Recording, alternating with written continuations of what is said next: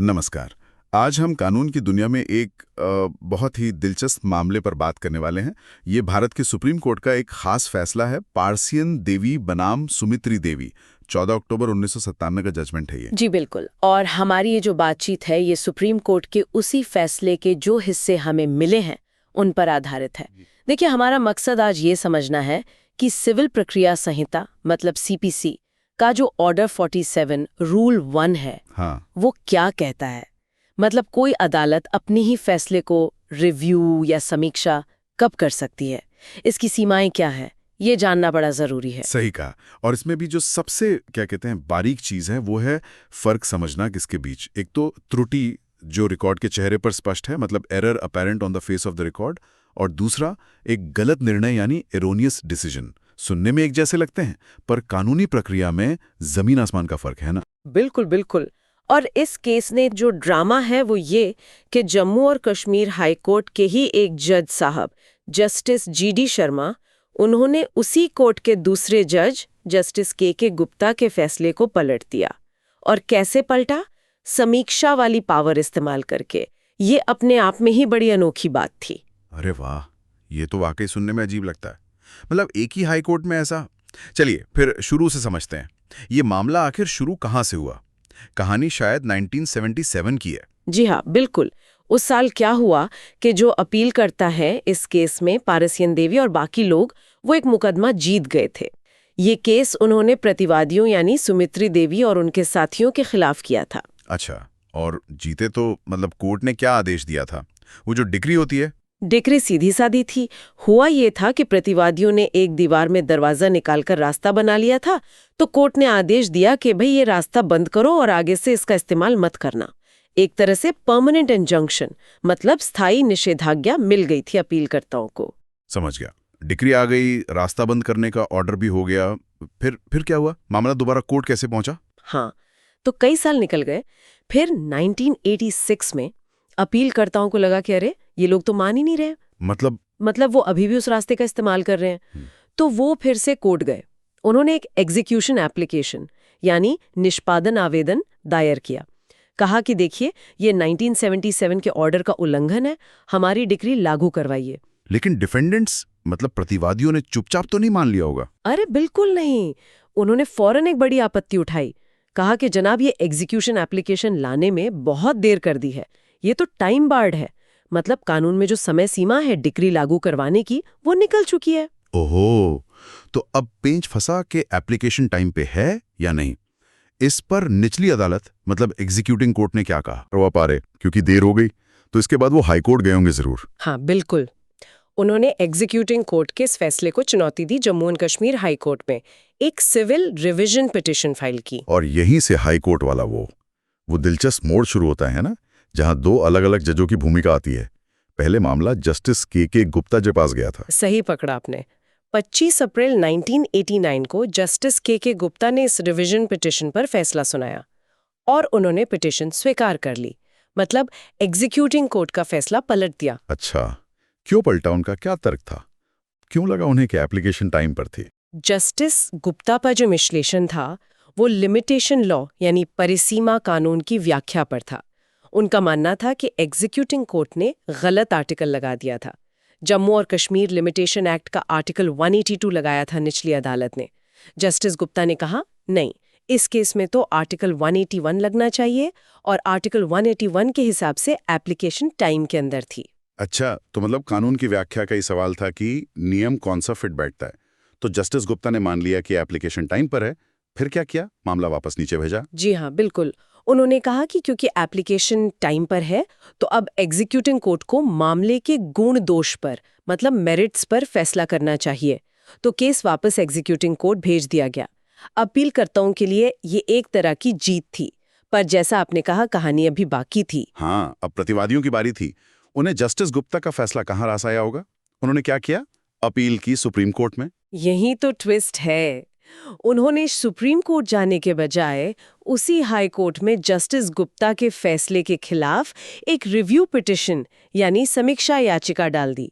वो चाहते थे कि हाई कोर्ट अपने ही फैसले पर दोबारा गौर करे। ओह, ये दिलचस्प है। तो ये रिव्यू पिटीशन किसके पास गई? जस्टिस गुप्ता के पास ही। नहीं, ये सुनवाई के लिए आई जस्टिस जीडी शर्मा के पास। और यहाँ कहानी ने फिर एक नाटकीय मोड़ लिया। 6 मार्च 1997 को, सोचिए, जस्टिस गुप्ता के फैसले के लगभग 8 साल बाद जस्टिस शर्मा ने ये रिव्यू पिटिशन स्वीकार कर ली। स्वीकार कर ली? मतलब उन्होंने जस्टिस गुप्ता के फैसले में कोई गड़बड़ी देखी? सिर्फ गड़बड़ी नहीं देखी, उन्होंने जस्टिस गुप्ता का वो 25 अप्रैल 1989 वाला पूरा का पूरा ऑर्डर ही रद्द कर दिया। और सिर्फ इतना ही नहीं, उन्होंने एग्जीक्यूटिंग कोर्ट का जो सबसे पहला वाला ऑर्डर था ना, 6 मई 1987 वाला, उसे बहाल कर दिया। मतलब वही की एप्लीकेशन टाइम बार्ड है और खारिज। अरे बाप रे! यानी जस्टिस शर्मा जस्टिस गुप्ता की जो डिग्री की समझ थी और लिमिटेशन कानून की जो व्याख्या थी, उससे बिल्कुल सहमत नहीं थे और उन्होंने रिव्यू की पावर से अपने साथी जज का फैसला ही उलट दिया। हाँ, और सुप्रीम कोर्ट के सामने यही बड़ा सवाल बना। जस्टिस शर्मा का तर्क ये था कि जस्टिस गुप्ता ने डिक्री को सही नहीं समझा। जस्टिस शर्मा के हिसाब से डिक्री कंपोजिट यानी समग्र थी और उस पर आर्टिकल 182 ही लगना चाहिए था, और उसके हिसाब से एप्लीकेशन देर से थी। मतलब एसेंशियली उन्होंने जस्टिस गुप्ता के लीगल कंक्लूजन को गलत ठहराया। तो अब मूल अपीलकर्ता पारस देवी वाले कहाँ जाते? वो तो फिर से स्क्वायर वन पर आ गए। उनके पास अब एक ही दरवाजा बचा था, सुप्रीम कोर्ट। हाँ। वो जस्टिस शर्मा के इस रिव्यू वाले ऑर्डर के खिलाफ सुप्रीम कोर्ट चले गए। सुप्रीम कोर्ट में फिर क्या दलीलें हुई? अपीलकर्ताओं के वकील श्री रंजीत कुमार ने क्या कहा होगा? उनकी मुख्य दलील प्रोसीजर पे थी, प्रक्रिया पर। उन्होंने कहा कि जस्टिस शर्मा ने सीपीसी के ऑर्डर 47 रूल 1 के तहत जो रिव्यू का अधिकार है, उसका सरासर उल्लंघन किया है। उन्होंने रिव्यू पिटिशन को ऐसे सुना जैसे वो कोई अपील हो। वो जस्टिस गुप्ता के फैसले के मेरिट्स में घुस गए, उनकी कानूनी व्याख्या पर सवाल उठाए, लेकिन कोई ऐसी साफ गलती या एरर अपैरेंट नहीं बताई जो रिकॉर्ड देखने भर से पता चल जाए और जिसके लिए रिव्यू होता है। ये तो बहुत ही महत्वपूर्ण कानूनी नुक्ता है। और दूसरी तरफ प्रतिवादियों के वकील श्री एमएल भट्ट, उन्होंने कैसे डिफेंड किया जस्टिस शर्मा के एक्शन को? उनका सीधा सा तर्क था कि जस्टिस शर्मा ने कुछ गलत नहीं किया। जस्टिस गुप्ता ने डिक्री और लिमिटेशन एक्ट की व्याख्या में जो गलती की थी, जस्टिस शर्मा ने तो बस उसी गलती को सुधारा है, और ऐसी गलती सुधारना रिव्यू के दायरे में आता है, यही उनका कहना था। तो अब सुप्रीम कोर्ट को तय करना था कि ये ऑर्डर 47 रूल 1 के तहत रिव्यू का असली मतलब और दायरा क्या है। कब कोई कोर्ट अपने फैसले को रिव्यू कर सकता है और कब नहीं। बिल्कुल, और यहीं सुप्रीम कोर्ट ने ऑर्डर 47 रूल 1 को बारीकी से देखा। देखिए, ये नियम कहता है कि रिव्यू कुछ खास ग्राउंड्स पर ही हो सकता है, जैसे कोई नया और जरूरी सबूत मिल जाए जो पहले कोशिश के बाद भी नहीं मिला था, या फिर, और यही इस केस में सबसे अहम था, रिकॉर्ड के चेहरे पर स्पष्ट कोई गलती या त्रुटि हो, मतलब मिस्टेक और error apparent on the face of the record. और यहीं पर वो महीन फर्क आता है जिसकी हम बात कर रहे थे, गलत निर्णय और रिकॉर्ड पर स्पष्ट त्रुटि। इसे थोड़ा और खोलकर समझाएंगी? जरूर। देखिए, स्पष्ट त्रुटि या एरर अपैरेंट वो है जो बिल्कुल जाहिर हो, पेटेंट हो, जिसे साबित करने के लिए लंबी चौड़ी बहस या कानून की अलग अलग व्याख्याओं की जरूरत ना पड़े, वो ऊपर से ही दिख जाए। जैसे मान लीजिए कैलकुलेशन में कोई साफ गलती हो गई, या कोई बहुत जरूरी फैक्ट जो रिकॉर्ड पर था उसे अनदेखा कर दिया, या कोई सेटल्ड कानून, कोई बाइंडिंग प्रेसिडेंट है, उसे नजरअंदाज कर दिया। ऐसी गलती जिसे देखते लगे अरे ये तो साफ गलत है। और गलत निर्णय इससे कैसे अलग है? गलत निर्णय वो हो सकता है जहां जज ने फैक्ट्स देखे, कानून समझा, दलीलें सुनी और फिर एक नतीजे पर पहुंचे। हो सकता है वो नतीजा किसी दूसरे जज को सही ना लगे, मतलब वो डिबेटेबल हो सकता है, उस पर बहस हो सकती है। उसे गलत साबित करने के लिए आपको फिर से फैक्ट्स और कानून की गहराइयों में उतरना पड़ेगा, आर्ग्यूमेंट्स को दोबारा देखना पड़ेगा। सुप्रीम कोर्ट कहती है कि ऐसे गलत निर्णय को ठीक करने का रास्ता अपील है, रिव्यू नहीं। रिव्यू का मकसद अपील का विकल्प बनना नहीं है। क्या सुप्रीम कोर्ट ने इस सिद्धांत को समझाने के लिए कुछ पुराने फैसलों का हवाला भी दिया? हाँ, बिल्कुल। 2 अहम केस उन्होंने मेंशन किए। पहला, तुंगभद्रा इंडस्ट्रीज लिमिटेड बनाम आंध्र प्रदेश सरकार। इसमें कोर्ट ने साफ कहा था कि रिव्यू का दायरा बहुत सीमित है, उसे छुपी हुई अपील यानी अपील इन डिस्गाइज की तरह इस्तेमाल नहीं कर सकते। सिर्फ इसलिए कि कोई नतीजा गलत है, वो अपने आप स्पष्ट त्रुटि नहीं बन जाता। और दूसरा था श्रीमती मीरा भंजिया बनाम श्रीमती निर्मला कुमारी चौधरी। इसमें भी यही बात दोहराई गई कि रिव्यू की कार्रवाई को स्ट्रिक्टली ऑर्डर 47 रूल 1 के दायरे में ही रखना है। अगर कोई गलती स्पष्ट नहीं है, भले ही वो कानूनन गलत क्यों ना हो, उसे रिव्यू में ठीक नहीं किया जा सकता। तो इन स्थापित प्रिंसिपल्स के आधार पर सुप्रीम कोर्ट ने पारसियन देवी मामले में जस्टिस शर्मा के फैसले को कैसे आंका? सुप्रीम कोर्ट ने पाया कि जस्टिस शर्मा ने असल में वही किया जो रिव्यू के नियम के खिलाफ है। उन्होंने जस्टिस गुप्ता के फैसले को सिर्फ गलत माना। जस्टिस शर्मा ने डिक्री की नेचर क्या है उसे कंपोजिट बताया। कौन सा लिमिटेशन आर्टिकल लगेगा, इस पर जस्टिस गुप्ता से अलग राय बनाई। और इस नतीजे पर पहुंचने के लिए उन्होंने कानून की व्याख्या की, तर्क वितर्क किया। ये सब काम एक अपीलीय अदालत का होता है, रिव्यू कोर्ट का नहीं।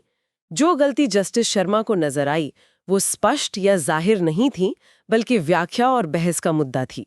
दिलचस्प बात यह भी है कि सुनने में आया कि जस्टिस शर्मा ने अपने ऑर्डर में वो शब्द इस्तेमाल किए थे, रिकॉर्ड के चेहरे पर स्पष्ट गलती या त्रुटि। हाँ, सुप्रीम कोर्ट ने ये भी नोट किया। उन्होंने कहा कि सिर्फ ये शब्द लिख देने से ऑर्डर का कैरेक्टर नहीं बदल जाता। देखना ये होता है कि जज ने असल में किया क्या है। और यहाँ जस्टिस शर्मा ने गुण दोष के आधार पर मामले को दोबारा सुना, जो रिव्यू के दायरे से बाहर था। सुप्रीम कोर्ट ने कहा कि अगर प्रतिवादियों को जस्टिस गुप्ता के फैसले से इतनी दिक्कत थी तो उन्हें सुप्रीम कोर्ट में अपील करनी चाहिए थी, न कि उसी हाई कोर्ट में रिव्यू पिटिशन।